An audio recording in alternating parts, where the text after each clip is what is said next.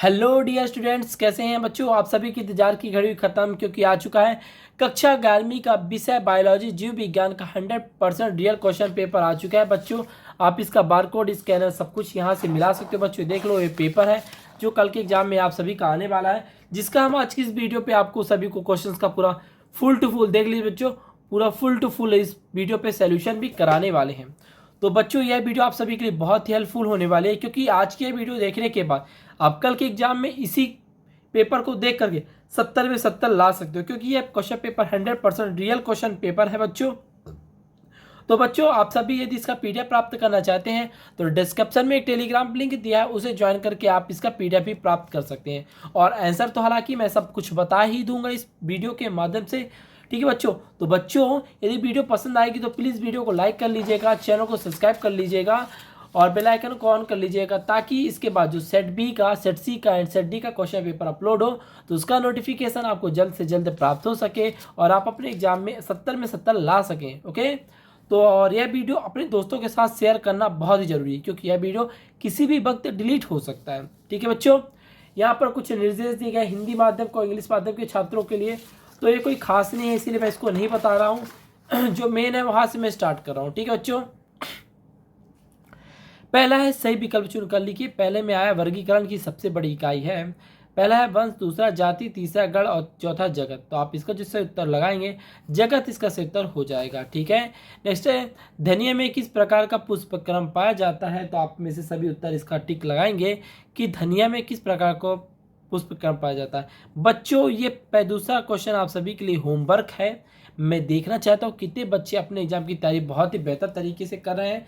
I hope यदि आपसे नहीं बनेगा तो मैं इसका जो आंसर है कमेंट में पिन कर दूंगा, वहां से आप इसे पढ़ लीजिएगा। ठीक है, नेक्स्ट है निम्न में से किसमें डीएनए नहीं पाया जाता। आपको बताना है केंद्रक में, हरित लवक में, गोल्जी कॉय में या माइटोकॉन्ड्रिया में। तो आप में से सभी सही उत्तर लगाएंगे। गोल्जी कॉय में डीएनए नहीं पाया जाता। ठीक है बच्चों, नेक्स्ट है अमाइसी रस में होते हैं। तो आप बताना है पहले में पेप्सिन, लाइपेज और रेनिन, दूसरा है ट्रिप्सिन, लाइपेज और रेनिन, तीसरा है ट्रिप्सिन, पेप्सिन और लाइपेज, चौथा है ट्रिप्सिन, पेप्सिन और रेनिन। तो आप इसका जो सही उत्तर लगाओगे ऑप्शन नंबर 4 इसका सही उत्तर हो जाएगा ट्रिप्सिन, पेप्सिन और रेनिन इसका सही उत्तर हो जाएगा। ठीक है बच्चों, नेक्स्ट है किन पत्तियों की निचली सतह पर रंध्रों की संख्या अधिक होती है। पहला ऑप्शन दिया है पृष्ठधारी, दूसरा है समद्विपार्श्विक, तीसरा है पहला और दूसरा, चौथा है उपरोक्त सभी। तो आप में से सभी इसका सही उत्तर लगाएंगे ऑप्शन नंबर ए पृष्ठधारी इसका सही उत्तर हो जाएगा। ठीक है बच्चों, इसके बाद जो इंग्लिश माध्यम के छात्र हैं, यहाँ से इंग्लिश माध्यम के छात्र इसे यहाँ से नोट डाउन कर लेंगे। सभी क्वेश्चन सेम है, आंसर भी सभी का सेम होने वाला है। ठीक है ना, मिलान कर लीजिए और इसे छाप लीजिए। ठीक है बच्चों, इसके बाद आता है बच्चों अपना अगला प्रश्न, सही विकल्प चुनकर खाली स्थान की पूर्ति करना है बच्चों आपको, जहाँ पर आपको 6 नंबर मिलने वाले। कितने बच्चों, 5 नंबर आपको मिलने वाले। ठीक है, तो पहला है पृथ्वी पर पाए जाने वाले जीवधारियों की विविधता ही बिंदी बिंदी कहलाती है। ऑप्शन दिया गया वर्गीकरण या जैव विविधता। तो आप पे सही उत्तर टिक करेंगे जैव विविधता। ठीक है, नेक्स्ट है सभी एक कोशिकी एवं यूकोरियोटिक जीवों को बिंदी बिंदी जगत में रखा गया है। किसमें, प्रोटिस्टा में या मोनेरा में। तो आप में से सभी उत्तर सही टिक करेंगे, प्रोटिस्टा इसका सही उत्तर हो जाएगा। ठीक है, नेक्स्ट है काकरोच में उत्सर्जी पदार्थ बिंदी बिंदी होता है, यूरिया या यूरिक अम्ल।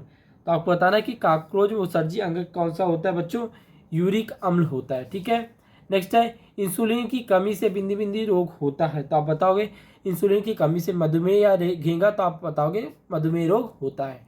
ठीक है, नेक्स्ट है क्लोरोफिल निर्माण के लिए बिंदी बिंदी आवश्यक है, मैग्नीशियम या कैल्शियम। तो आप में से सभी सही उत्तर लगाएंगे, मैग्नीशियम इसका सही उत्तर हो जाएगा। ठीक है, इंग्लिश माध्यम के छात्र इसे यहाँ से नोट डाउन कर लेंगे। ठीक है बच्चों, इसके बाद चलिए हम आगे बढ़ते हैं।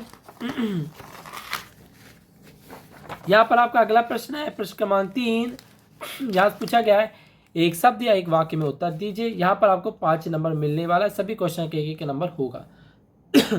मैं आपको पहले पूरा क्वेश्चन बता दूंगा, फिर इसके बाद आंसर भी दिखा दूंगा कॉपी में। ठीक है ना, से पहला है ICBN का पूरा नाम है, लिखिए। तो आप बताओगे ICBN का पूरा नाम क्या लिखोगे बच्चों, इंटरनेशनल कोड ऑफ बॉटेनिकल नैमनोक्लेचर होगा। ठीक है ना, नेक्स्ट है दूसरा कोशिका सिद्धांत का प्रतिपादन किसने किया? तो आप बताओगे कोशिका सिद्धांत का प्रतिपादन मैथियस स्लेडन और थियोडोर स्वान ने किया था। ठीक है ना। नेक्स्ट है, एक बीज पत्ती में किस प्रकार का सिरा विन्यास पाया जाता है? तो आप बताओगे समांतर सिरा विन्यास। कौन सा बच्चों? समांतर सिरा विन्यास पाया जाता है। ठीक है। नेक्स्ट है, काकरोच का जंतु वैज्ञानिक नाम लिखिए। तो आप बताओगे काकरोच का जो जंतु वैज्ञानिक नाम होता है पेरीप्लेंटा अमेरिकाना। क्या होगा बच्चों? पेरीप्लेंटा अमेरिकीना। ठीक है। नेक्स्ट है, एड्रीनल ग्रंथि से स्रावित होने वाला हार्मोन का नाम लिखिए। तो आप बताओगे कि एड्रीनल ग्रंथि से स्रावित होने वाला हार्मोन कौन सा बच्चों? टेस्टोस्टेरोन हार्मोन है। ठीक है ना। तो चलिए अब इसके बाद सभी को इसका आंसर लिखेंगे प्रश्नावली का। पहले का हो जाएगा इंटरनेशनल कोड ऑफ बॉटेनिकल नैमनोक्लेचर हो जाएगा। ठीक है। दूसरे को कहा मैथियस स्लेडेन और थियोडोर स्वान हो जाएगा। ठीक है। थर्ड हो जाएगा समांतर सिरा विन्यास। चौथा हो जाएगा पेरीप्लेंटा अमेरिकाना। ठीक है। चौथा हो जाएगा टेस्टोस्टेरोन हो जाएगा। पांचवा हो जाएगा टेस्टोस्टेरोन। ठीक है। चलिए अब इसके बाद बच्चों आता है आपका अगला प्रश्न, सही जोड़ी बनाइए। दो पक्ष दिए आ और बा। पहले का आप बता देते हैं थाइलैगडान। ठीक है ना। तो इसका क्या हो जाएगा? पहले का आपका हो जाएगा सा आपका होता है क्लोरोप्लास्ट हो जाएगा। ठीक है ना। दूसरा होगा ऑक्सीन। तो ऑक्सीन में आप टिक करोगे बच्चों वृद्धि हार्मोन होता है। कौन सा होता है? वृद्धि हार्मोन होता है। थर्ड है बच्चों एपिसिक अम्ल होता है। तो आप बताओगे क्या होता है? तो इसका ऑप्शन नंबर बा हो जाएगा। थर्ड मायोग्लोबिन होता है। चौथा है लाल पेशी। तो आप लाल पेशी से उत्तर टिक करोगे वृद्धि हार्मोन क्या हो जाएगा? वृद्धि रोधक हार्मोन होता है। तो चौथे का डा उत्तर हो जाएगा। पचमा ए बी रक्त समूह होता है। तो कैसा होता है ए बी रक्त समूह? तो ए बी रक्त समूह क्या होता है? सर्वदाता होता है। और इसका उत्तर हो जाएगा पचमा, इसका उत्तर हो जाएगा। ठीक है बच्चों, ये हिंदी माध्यम के छात्र इसे नोट डाउन कर लेंगे और इंग्लिश माध्यम के छात्र इसे पढ़ लेंगे। ठीक है। इसके बाद आता है बच्चों आपका अगला प्रश्न, आद्यकर्की बैक्टीरिया के दो लक्षण आपको बताने हैं। यहाँ से आपको आपको 2 नंबर मिलने वाला है। कितना? 2 नंबर आपको इसका मिल जाएगा। ठीक है।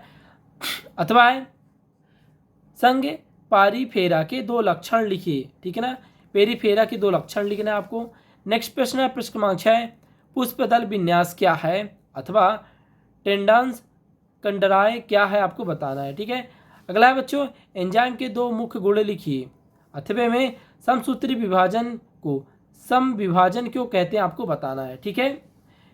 इसके बाद बच्चों आता है आपका अगला प्रश्न क्रमांक 8 है, परासरण को परिभाषित कीजिए। किसको बच्चों? प्रश्न क्रमांक 8 है कि परासरण को परिभाषित कीजिए। ठीक है ना।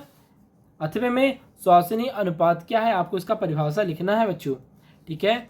इसके बाद आता है बच्चों प्रश्न क्रमांक 9, प्रोकैरियोटिक कोशिका की विशेषताएं लिखिए। अथवा में अर्धसूत्री कोशिका विभाजन का महत्व लिखना है। किसका बच्चों? अर्धसूत्री कोशिका विभाजन का आप सभी को यहाँ पर इसका महत्व लिखना है। ठीक है। इसके बाद आता है बच्चों प्रश्न क्रमांक 10।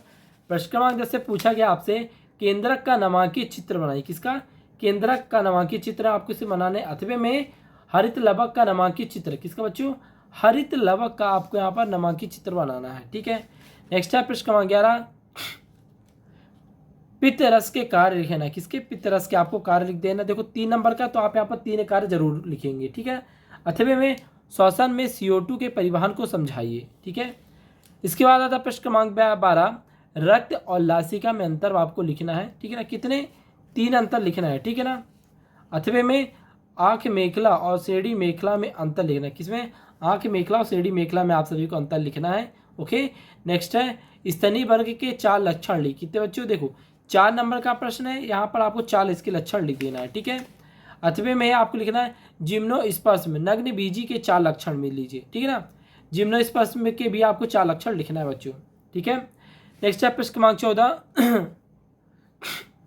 द्विबीजपत्री तने की अनुप्रस्थ काट का नामांकित चित्र बनाइए। अथवा तिलचट्टे की आहार नाल का नामांकित चित्र बनाइए। किसका बच्चों? तिलचट्टे की आहार नाल का नामांकित चित्र बनाना है आपको। ठीक है। इसके बाद आता है बच्चों प्रश्न क्रमांक आपका 15। प्रश्न क्रमांक 15 में आपसे पूछा गया पादप कोशिका और जंतु कोशिका में आपको यहाँ पर अंतर लिखना है। किसे बच्चों? पादप कोशिका और जंतु कोशिका में अंतर लिखना है, वो भी 4 अंतर आपको लिखने होंगे। ओके। नेक्स्ट है बच्चों आपका DNA और RNA में अंतर। देखो डीराक्सी न्यूक्लिक अम्ल वाला ये। ठीक ना। DNA, मैं बता दें DNA और RNA में आपको कितने टोटल 4 अंतर लिखने, 4 अंतर लिखो, 4 नंबर आपको मिल जाएगा। नेक्स्ट आप प्रश्न क्रमांक 16, ग्लाइकोसिस का आरेख बनाइए अथवा नाइट्रोजन चक्र बनाइए, आपको बनाना है, इसका डायग्राम बनाना है, ठीक है।